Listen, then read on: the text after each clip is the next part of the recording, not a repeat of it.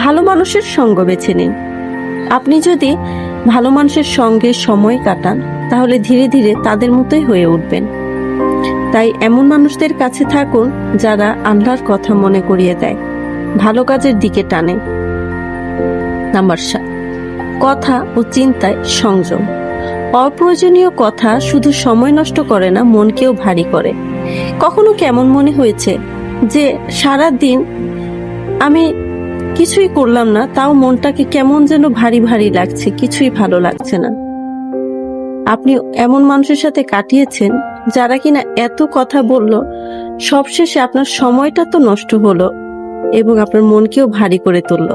কাজে সময় নষ্ট হয় এমন মানুষের সাথে সময় নষ্ট করে কথা বলবেন না, আর এমন কাজের দিকেও যাবেন না।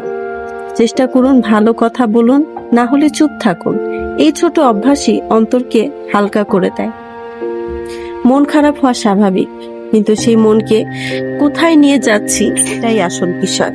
এই ছোট ছোট আমলগুলো যদি জীবনে আনতে পারেন তাহলে অস্থির মনও একসময় প্রশান্ত হয়ে যাবে ইনশাআল্লাহ। আশা করি আজকের এই ভিডিওটি আপনার মনে একটু হলেও ভালো লেগেছে। ভিডিওটি ভালো লাগলে আরো এমন ভিডিও পেতে এই পেজটিকে লাইক, ফলো করে রাখুন। সবাই সুস্থ থাকবেন, এই কামনা এখানে শেষ করছি।